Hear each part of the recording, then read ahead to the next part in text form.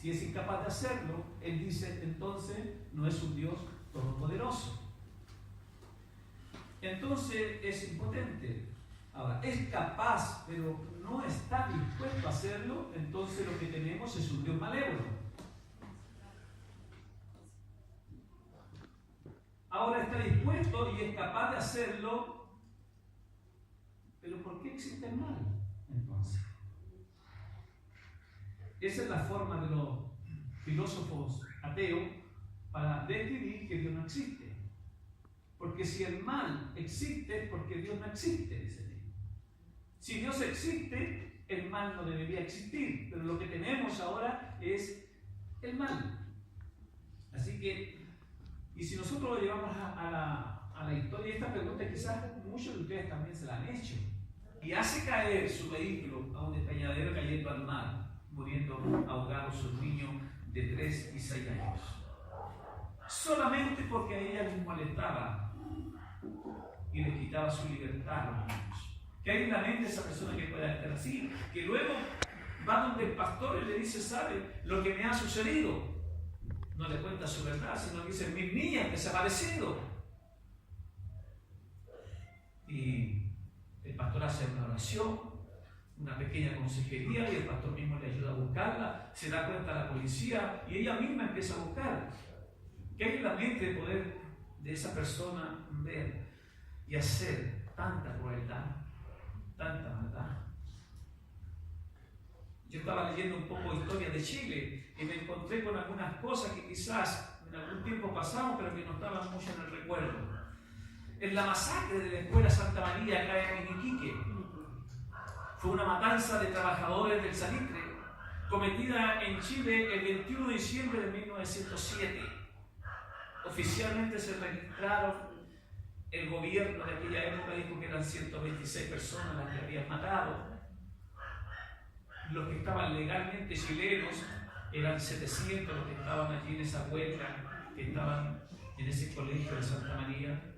La versión más verídica dice que eran 3.600 personas. ¿Por qué? Los mineros no solamente estaban ellos solos, sino que estaban con sus familias, con sus hijos, y estaban todos allí, y una orden del presidente, que estaba en la mente de aquel presidente, en la mente de aquel general, de dar la orden y acribillarlos a bala a todos aquellos, la sangre corría.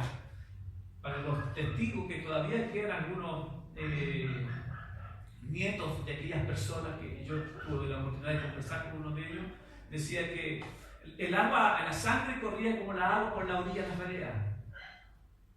En ese país. ¿Qué es la mente de esa persona en esa masacre? Tenemos la masacre del Seguro Obrero, donde unos jóvenes universitarios se atrincheraron en la Universidad de Chile para pedir al gobierno que saliera por el caos que había y la política y el desorden en la economía para que entrara otro presidente como Carlos Ibáñez del Campo.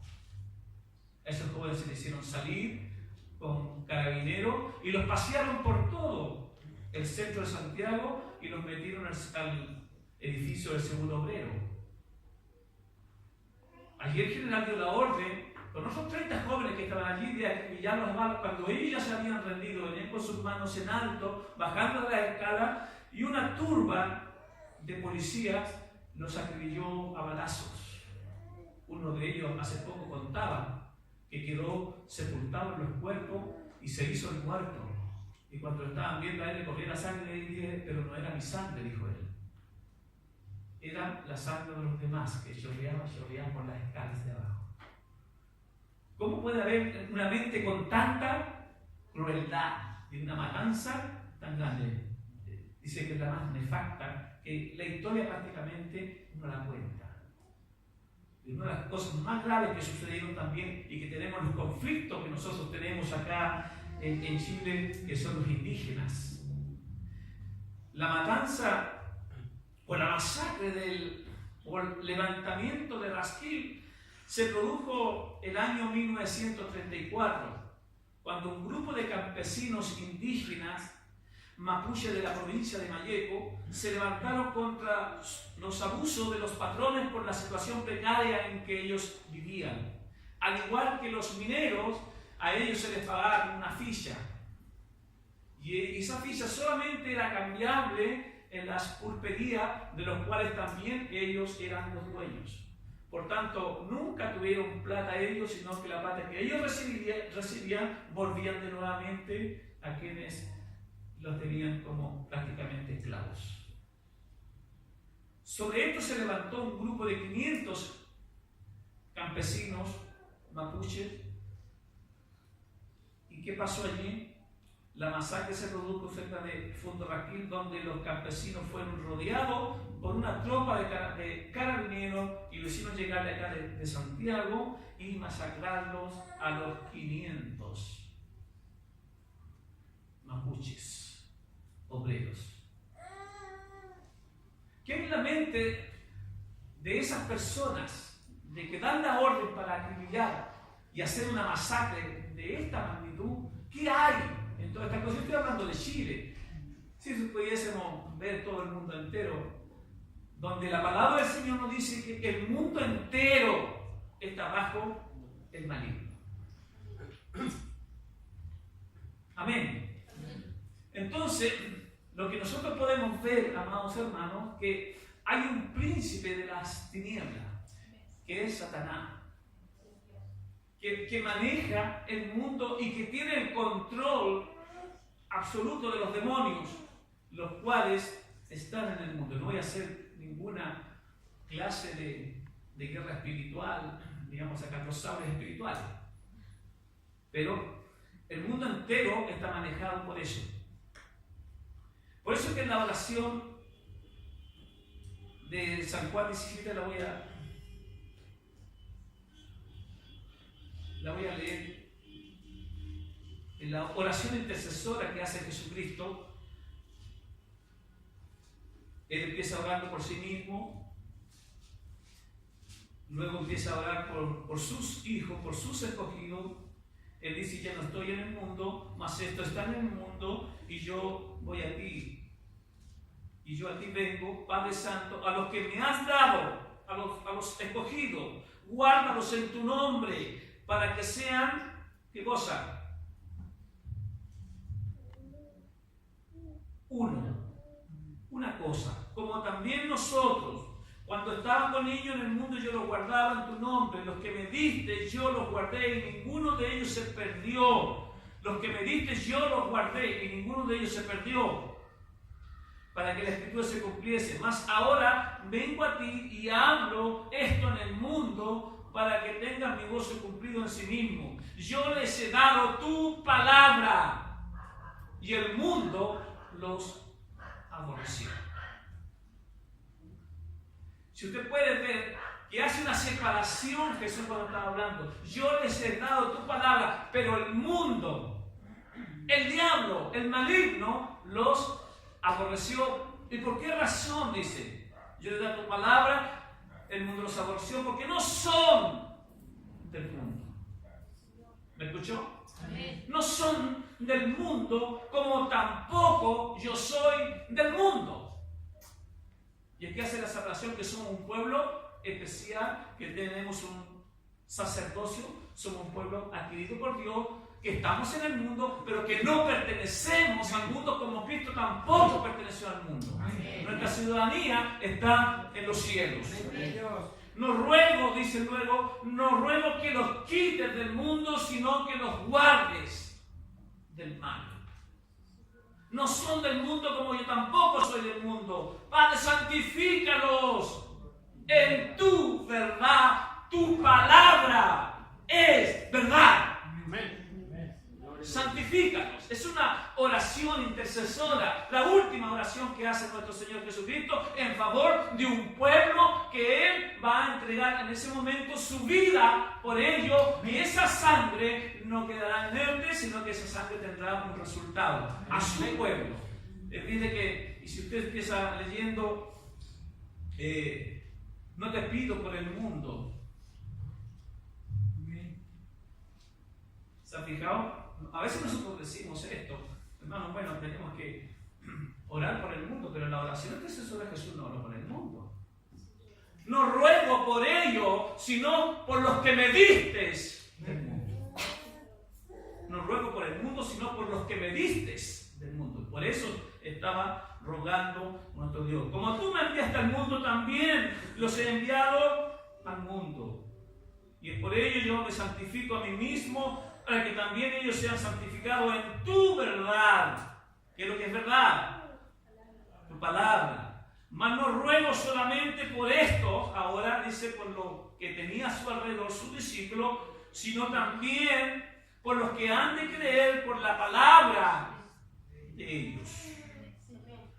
Para que todos sean uno, como tú, Padre, en mí y yo en ti, que también ellos sean en nosotros una cosa, para que el mundo crea que tú me enviaste.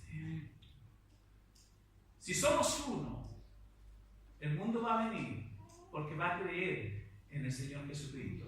Pero cuando estamos divididos, el mundo no cree en Jesucristo. Esa es la oración intercesora de nuestro Señor Jesucristo. Así que cuando vemos todas estas cosas, estas masacres, esta violencia, lo que el mundo vive, sin embargo, por incongruente que parezca, la verdad es que el mal apunta de manera indirecta a la existencia de Dios. El mundo tiende a no creer en Dios. Uno de los famosos teólogos del siglo XIX-XX, llamado Nietzsche, no sé si han leído alguna de su filosofía. Él dice, fue el creador del marxismo, su discípulo fue Marx. Entonces, él dice estas palabras y cuenta como un relato, una historia. Él dice, ¿no oíste hablar de aquel loco que en pleno día corría por la plaza pública con una linterna encendida, gritando sin cesar, busco a Dios, busco a Dios? ¿Cómo? Los que estaban presentes, muchos de ellos no creían en Dios. Sus gritos provocaron risa. El loco se encaró con ellos y clavándole su mirada exclamó, ¿dónde está Dios? Os lo voy a decir, lo hemos matado, vosotros y yo, todos nosotros somos asesinos. Pero ¿cómo hemos podido hacerlo? ¿Cómo pudimos vaciar el mal? ¿Quién nos dio la esponja para borrar el horizonte que hemos hecho después de desprender la Tierra de la órbita del Sol? Nos caímos sin cesar, nos caemos hacia adelante y hacia atrás, en todas direcciones. Hay todavía una arriba y una abajo. Flotamos en una nada infinita. Nos persigue el vacío, nos hace más frío. No ven de continuo acercarse la noche cada vez más cerrada. No hay que encender las linternas de la mañana. No seguimos oyendo el ruido de los sepultureros que han enterrado a Dios. Nos seguimos oliendo la putrefacción divina. Los dioses también se corrompen. Dios está muerto y nosotros le dimos muerto. ¿Cómo consolarnos nosotros, asesinos entre los asesinos, lo más sagrado, lo más poderoso que habla hasta ahora en el mundo, ha teñido por su sangre nuestro cuchillo? ¿Quién borrará esa mancha de sangre? ¿Qué agua servirá para purificarnos? La enormidad de este acto no es demasiado grande para nosotros. Eso dice Nietzsche. No es que Nietzsche haya creído en Dios y que nosotros lo matamos. ¿Qué habrá querido decir Nietzsche con esto? Lo que está diciendo, en el fondo, diciendo, bueno, si alguno creía en Dios, ahora tiene que renunciar a eso. ¿Por qué? Porque existe el mal. Somos todos unos asesinos. Somos todos unos corrompidos. Que hasta los dioses se corrompen. Los hombres más grandes se corrompen. Y si el mal está allí y hay tanta corrupción en la tierra, entonces nosotros mismos, con nuestros actos, con nuestras conductas, los hemos matado. Los hemos enterrado. Nietzsche está diciendo eso. Por eso es que dice él, de los cristianos, me gusta el Cristo que ellos predican, pero no me gustan los cristianos. Así que, si Dios existe, la moralidad no existe. El mal existe, así que Dios puede existir, así que dice el ateísmo, y si Dios existe, el mal no podrá existir. En el fondo, a través de nuestras experiencias morales, todos nosotros sabemos que hay ciertas cosas que son realmente perversas. Y que el mal, después de todo, por definición, el mal es aquello que no debe ser. ¿Qué es el mal? Es aquello que no debe ser. Es aquello que no debe ser. Como dice Juan, 1 Juan 3:4, cualquiera que hace pecado traspasa también la ley. Y el pecado es transgresión a la ley. Y si hay algo que no debe hacer, entonces tiene que haber un estándar trascendental de lo que debe ser. El mal, irónicamente, solamente puede existir si Dios existe. Esto implica de manera lógica la existencia de Dios. Así que, más allá de la lógica, este mal, el sufrimiento, no alcanza a todos, incluso a los hijos de Dios. Amén. Usted ha visto a hijos de Dios alcanzados por el mal. Quiero decir, para dejar en claro, que los hijos de Dios nunca tendrán una posesión demoníaca. Somos hijos de Dios y quien vive en nosotros es el Espíritu Santo. Para que pudiésemos los hijos de Dios tener una posesión demoníaca, tendría que venir el diablo y sacar el Espíritu Santo de nosotros para tomar posesión de él. Pero nosotros no somos propiedad nuestra, ni somos propiedad del diablo. Cristo nos compró. Por tanto, somos propiedad de nuestro Señor Jesucristo. No estamos en venta. Yo hace muchos años, un hermano que había servido al Señor y era muy fiel en sus diezmos. Él era muy fiel en sus diezmos. Pero yo no le daba predicación. Entonces dijo, oiga, pastor, me dijo hace mucho tiempo que yo diezmo y soy el que más diezmo en la iglesia. Dijo él, y usted ni siquiera me da una predicación, ¿cómo es eso? Y hay otro que quizás ni diezma, dijo, y usted ha dado predicación. Dije yo, pero ¿usted cree, dije yo, que la predicación se compra con sus diezmos? Si usted tiene claro eso ahí, dije yo, pues yo quiero decirle que yo no estoy en venta. Porque hace tiempo que Cristo me compró. Ahora si usted percibe su dinero, dígame cuánto es y le devuelvo su dinero. Pero yo no voy a transar los principios de Dios, porque usted es una persona impía.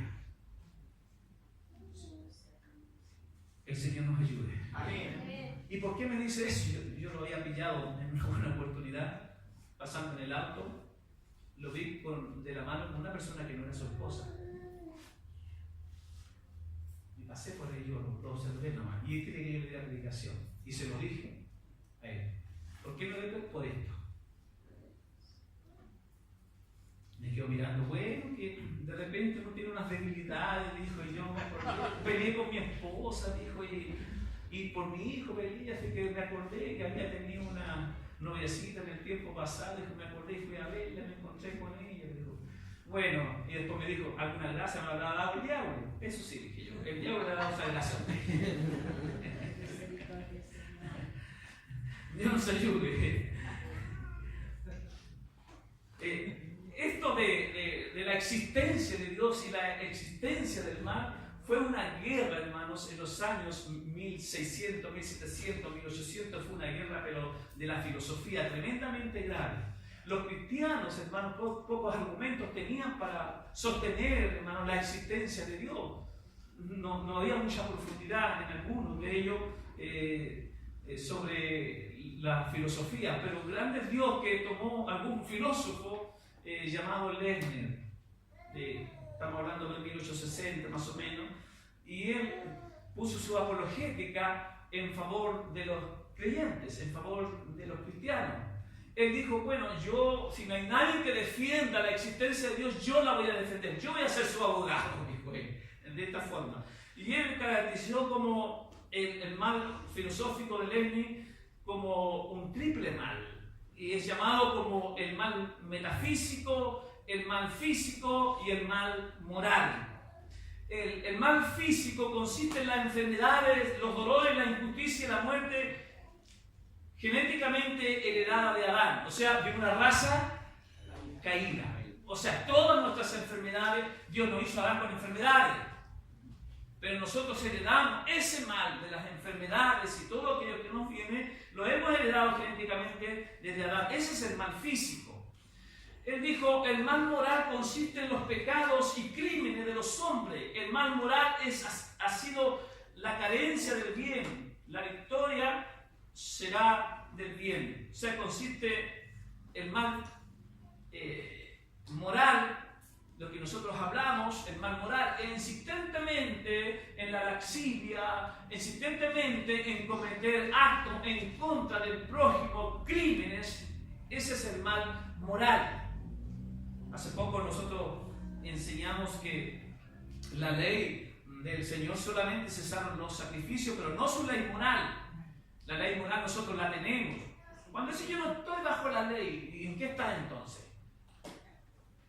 Lo que nosotros estamos bajo la ley de los sacrificios. ¿Por qué? Porque Cristo se cumplió en Cristo y eso tenía un cumplimiento. Eso era necesario hacer los sacrificios con Cristo. Era necesario para expiar los pecados del año. Y era así, Dios tenía que hacerlo así, se cumplió. Pero Dios tenía un fin para eso. Un propósito, que viniera Cristo como sacrificio, como cordero, y fuésemos nosotros expiados por su muerte, con su sangre. El sacrificio que hizo Cristo fue una vez y fue para siempre. Entonces no necesitamos ahora de sacrificio.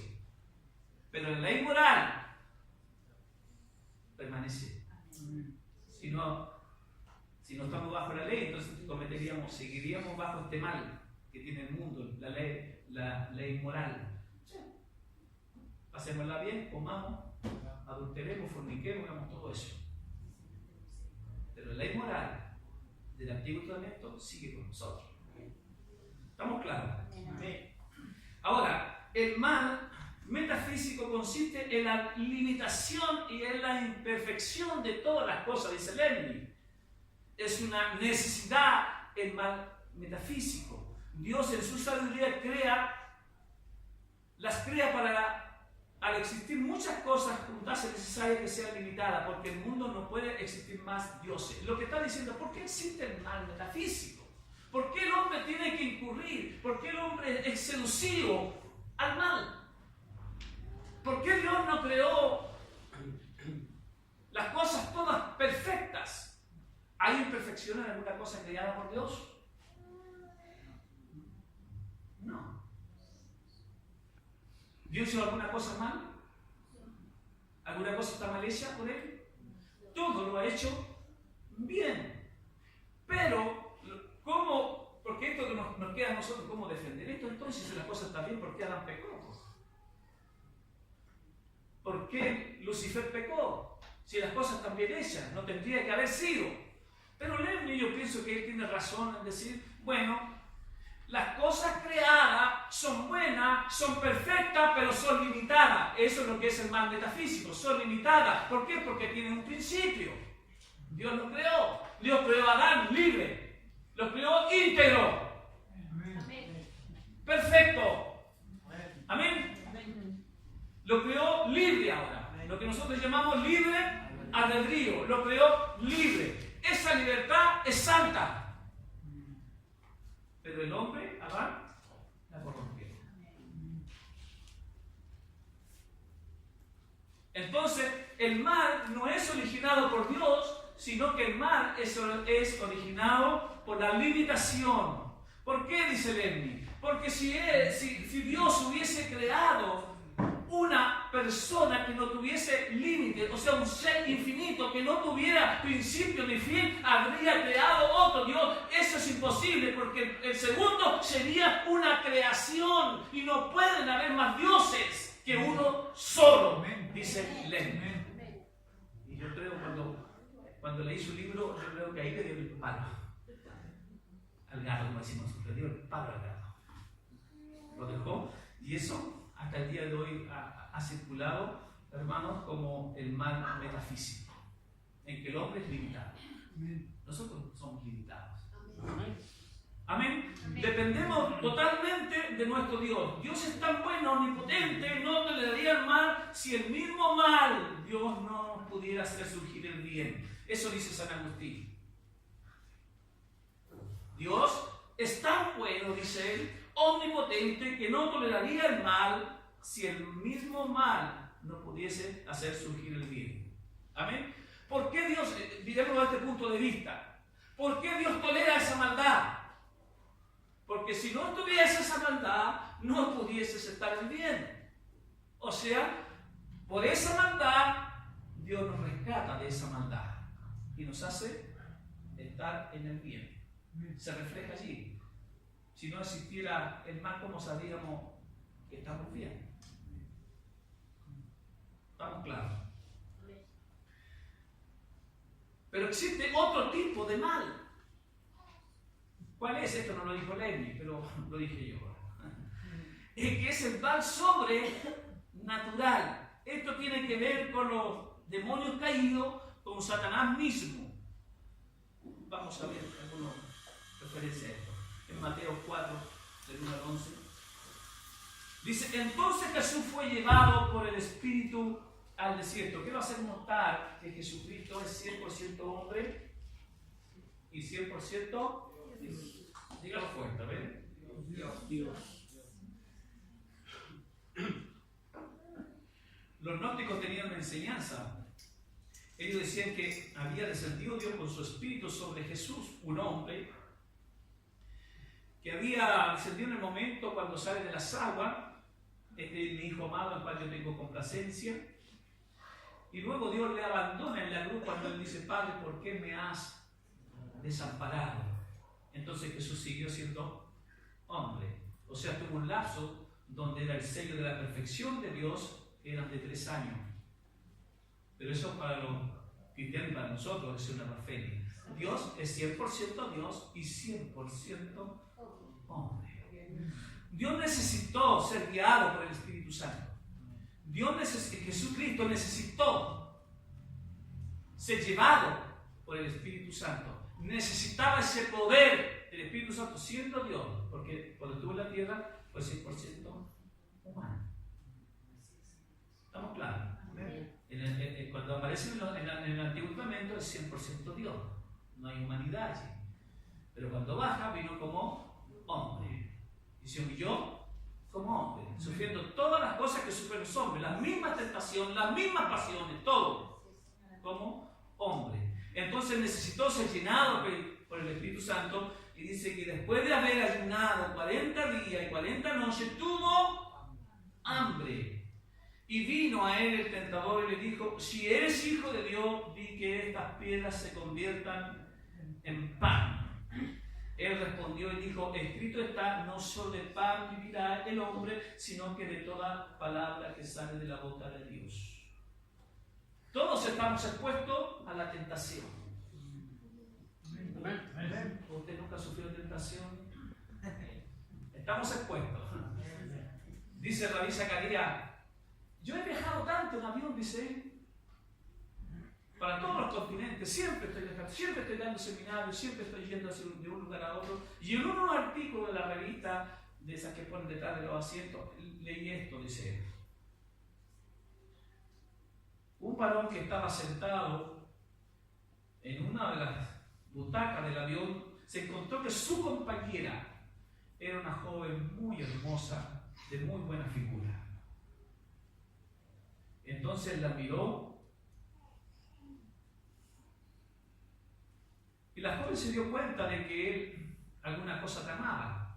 Por tanto, la joven le quitaba la vista, no lo miraba, pero este caballero, que se notaba como una persona de alta sociedad, le hizo una propuesta, como la propuesta indecente.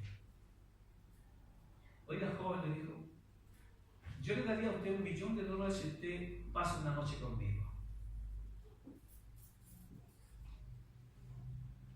Y la mujer, ¿qué se cree? Eso no va conmigo. Se dio vuelta y no lo miró más. Pero cuando ya estaba a punto de aterrizar el avión, le dijo, caballero, ¿es verdad lo que usted me dijo? ¿Que me daría $1.000.000? $1.000.000. Sí, le dijo, ¿verdad? Bueno, accedo, le dijo ella. Bueno, fijemos el lugar, el tiempo. nos reunimos. Fijaron el lugar, el tiempo. Y la niña se fue y él la llamó, señorita, señorita, le dice. La verdad es que no tengo el $1.000.000, pero me aceptaría $10. $700. Entonces la niña se dio cuenta y le dice, ¿qué se cree usted que soy yo? No, dijo él, eso ya lo definimos. ¿Quién es usted? Lo que yo estoy tratando de regatear ahora es el precio. Entonces, o sea, lo que quiso decir la Zacarías es de que en el fondo pareciera que todo hombre tiene un precio. Toda persona tiene un precio. Por eso Jesús oraba, Señor, no nos dejes. La versión más correcta de ese texto, porque se puede malinterpretar, no nos metas en tentación, se puede malinterpretar, pero la versión más correcta, no nos dejes caer en tentación. No nos está diciendo que nos quite la tentación, pero que no nos deje caer en ella. O sea, es la absoluta dependencia de Dios. Amén. Nosotros dependemos de Dios, hermano. No dependemos por nuestras obras ni por nuestra moralidad. En nosotros, aunque muy morales queramos ser, no hay moralidad. La moralidad está sujeta al Espíritu Santo. Dependemos de Él. Usted puede ver, hermanos, que los que están acusados en Chile, por ejemplo, los políticos, senadores, ministros, diputados, jueces, carabineros, militares, todos tuvieron un precio y sus honores quedaban en el suelo. Sea de derecha o de izquierda, todos corruptos.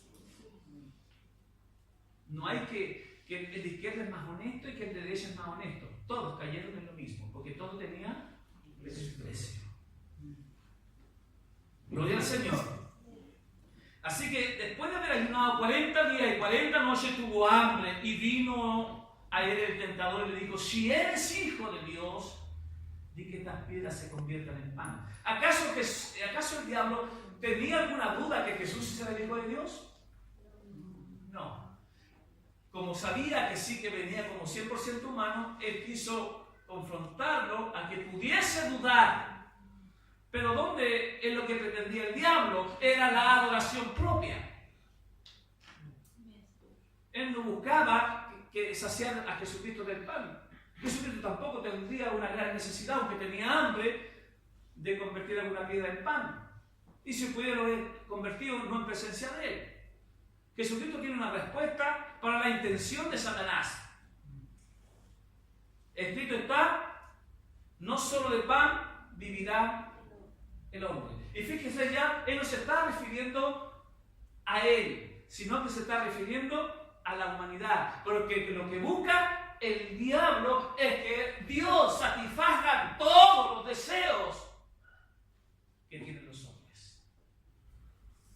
Pero él dice, no voy a satisfacer todos los deseos de los hombres, porque no solo de pan, no solo de esto el hombre va a vivir, porque esto es temporal, sino que el hombre va a vivir por la palabra de Dios. Ese es el estado eterno a lo que Jesús estaba haciendo mención. Él sabía que el diablo apuntaba, hermanos, que Jesús podía satisfacer todos los hambrientos que pudieran existir en este país y en el mundo entero. Cuando viene la gente dice, maestro, no sabía que tú estabas aquí, ¿cómo llegaste? ¿Cuándo te viniste? No nos dimos ni cuenta. Y Jesús, ¿qué le dice? Vosotros me buscáis porque me amáis, porque os di de comer en el desierto, ¿cierto? Entonces, cuando Jesús dice, ustedes han comido ese pan, pero si verdaderamente ustedes me aman, comerían de mí. Estoy parafraseando. Comerían de mí. Y si comen de mí, ustedes nunca más tendrán hambre. Entonces, ¿quién es este? Para decir estas cosas, y se fueron. Y a Pedro se le ocurrió una flamante idea. Maestro, ¿por qué no cambias el sermón? quedar sin miembro en la congregación, seguir predicando las cosas que estáis diciendo. Y Jesús dice, Pedro, iros también vosotros. Y a cambiar el mensaje porque Pedro lo decía. No, podéis iros también. Entonces Pedro dice, Señor, ¿y a quién iremos? Si solo tú tienes palabra de vida eterna. Amén. Menos mal que el arrepentimiento y la revelación llegó inmediata. Que Dios nos bendiga. Tú puedes ser tentado en eso, hermano.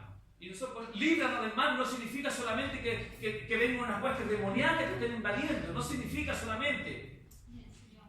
Líbranos o no nos deje caer en la tentación. El mismo trabajo, las personas trabajólicas que no le dejan espacio a Dios, que no le dejan cabida a Dios. Las personas que son, que buscan el tesoro en esta vida, que son mezquinas, tacañas, han caído en tentación.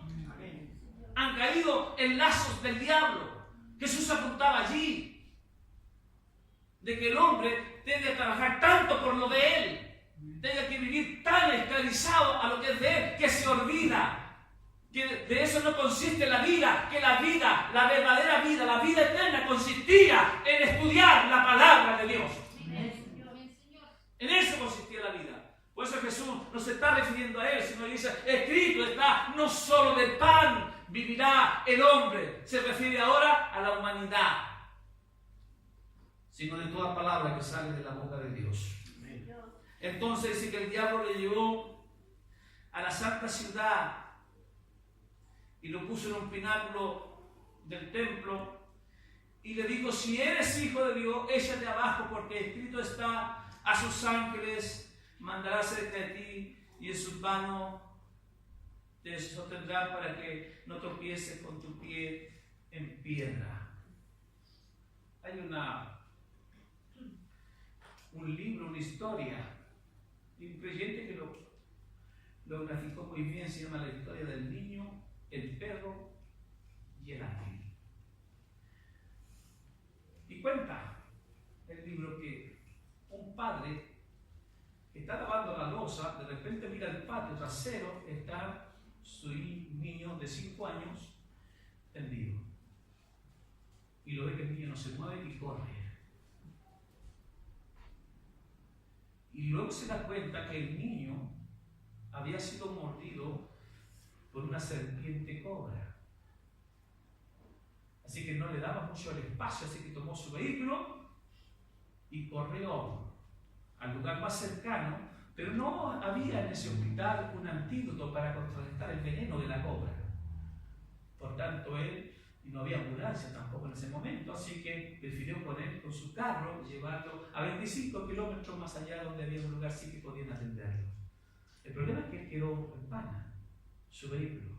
Se paró en la mitad de la calle con el niño haciendo deo. Lo único que pasó fue un cacharrito, muy viejo que apenas andaba.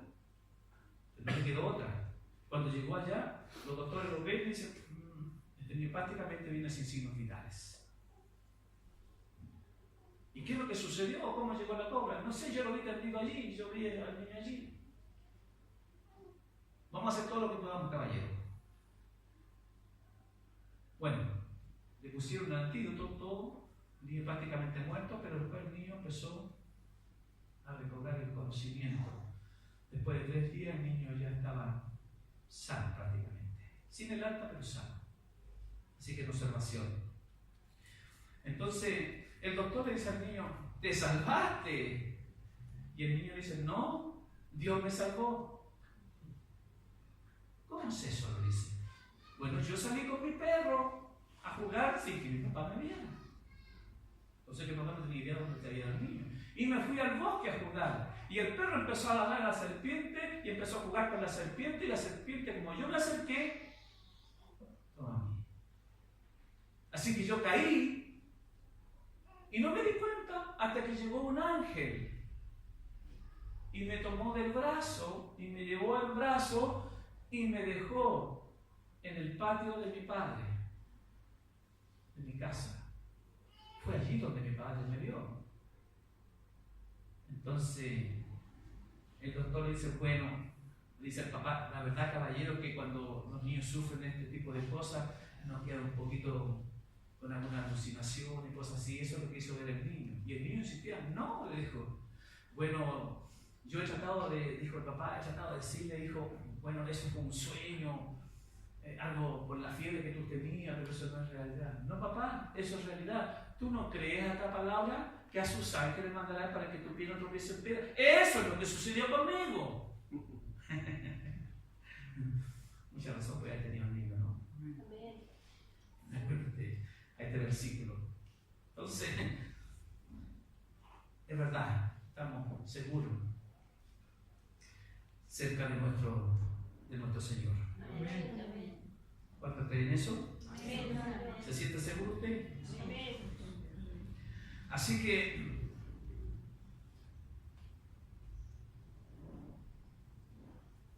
no podemos nosotros tentar a Dios. Yo me recuerdo que en un tiempo tuvimos un pastor acá en Serena, que era de Santiago, y él tenía una camioneta y nos sacó a una parte hacia Vicuña y íbamos a 140 más o menos. Yo le dije, pastor, baje la velocidad. No se preocupe, pastor. No se preocupe, dijo, aquí vamos con el Señor, vamos con el ángel de Jehová. Sí, yo dije yo, pero después los cielos el ángel se baja. Y eso que, oye, siempre se hacen pruebas con eso. Acuérdense que después de los cielos el ángel se baja. Eso quedó allí. Entonces, tentar a Dios, eso es eso. Bueno, le pongo, violo todas las reglas de tránsito, todas voy con Dios. Me recuerdo que hubo un pastor, un reportaje en Televisión Nacional hace muchos años, y salió un pastor, nos convocó a todos los pastores que fuésemos ante él y públicamente tomáramos todos veneno. Y el que dejó de dejar vivo, ese era el pastor verdadero. Los demás eran ministros. A tomar veneno. Eso se llama tentar a Dios. Incluso cuando usted se mete en crédito que usted no puede pagar, pero yo soy hombre de fe. Dios va a sacar, me haré que proveer. Usted ha tentado a Dios. Usted no puede hacer eso. Por eso que tenemos mayordomía, en la cual nosotros tenemos que regirnos. No tentarás al Señor tu Dios. Eso es, líbranos de ese mal. No nos dejes caer en la tentación del consumismo. No nos dejes caer en la tentación. Ese es el problema que muchos hermanos no tienen, de que le quitan al Señor porque cayeron en la tentación del consumismo, después no pueden pagar. Gloria al Señor. Jesús le dice, escrito está, también no tentarás al Señor tu Dios. En verso 8 dice otra vez, el diablo lo llevó a un monte muy alto y le mostró todos los reinos del mundo y la gloria. Y él les dijo, todo esto te daré si postrado me adorares. Fíjate, hermanos, que todos los reinos del mundo le pertenecían al diablo. ¿Quién crees tú que gobierna el mundo? ¿Quiénes son la cabeza de todo esto? Los Illuminatis. ¿Quiénes son la base sustentadora de los Illuminati? Los masones. Los masones, la corriente de los masones, en su 70% son todos políticos. Presidentes, diputados, senadores. Ellos están ahí en el gobierno. ¿Y quiénes sustentan económicamente a todos?